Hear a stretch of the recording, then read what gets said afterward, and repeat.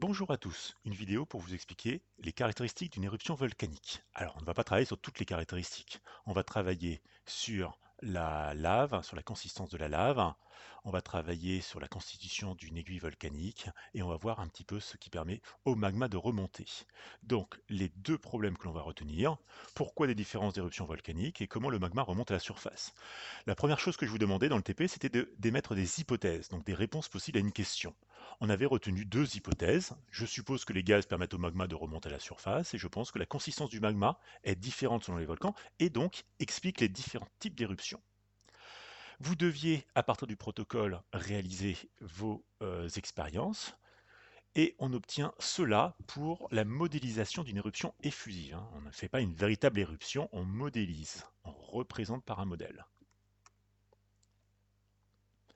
Alors, pour l'éruption effusive, on avait fait un ketchup liquide.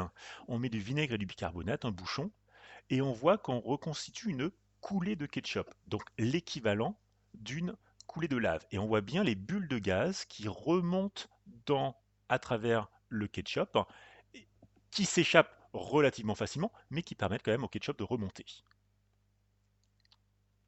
Pour la modélisation d'éruptions explosives, on a fait une sauce tomate plus pâteuse avec de la purée en flocons. On voit que cette purée, elle sort aussi du tube, mais elle ne s'écoule pas, elle forme une sorte d'aiguille de sauce tomate. On voit aussi qu'il y a des petites bulles qui ont l'air moins nombreuses, tout simplement parce qu'elles sont piégées en dessous. En fait, ce ketchup, cette sauce tomate épaisse, ne permet pas au gaz de s'échapper facilement, il s'accumule en dessous, et à un moment, il va y avoir une telle force exercée sur le bouchon de purée que la sortie de ce ketchup épais va être beaucoup plus explosive, énergétique. Donc le gaz permet quand même de faire remonter le ketchup, mais on a une aiguille de ketchup qui peut sortir assez brutalement. Si on schématise un petit peu nos résultats d'expérience, on a effectivement notre ketchup et notre purée avec une aiguille de ketchup. Ça, c'est le résultat visible avec la légende. Pour l'éruption effusive, pour la modélisation, on a notre ketchup et eau et on a des coulées de ketchup.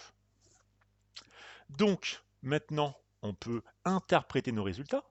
On voit bien que le gaz permet notre ketchup de remonter. Dans la réalité, ça va être la même chose. C'est bien ce gaz qui va pousser notre magma.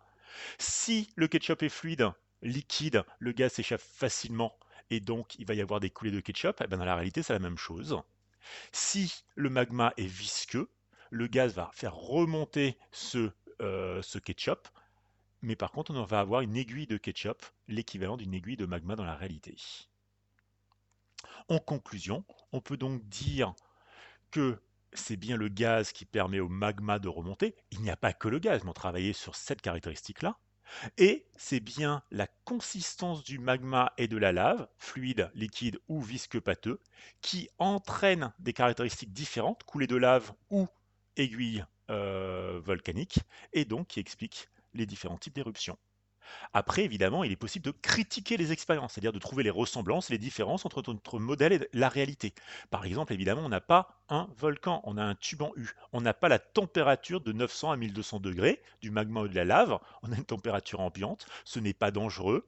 On n'a pas de nuée ardente, on ne voit pas exactement ce qui se passe en profondeur véritablement. Voilà, il y a plein de différences, mais il y a aussi des ressemblances, d'où l'intérêt de faire cette modélisation.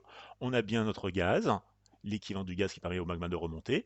On a bien des consistances différentes, on reconstitue des coulées et des aiguilles, donc c'était ce que l'on voulait voir. Notre modèle est donc validé.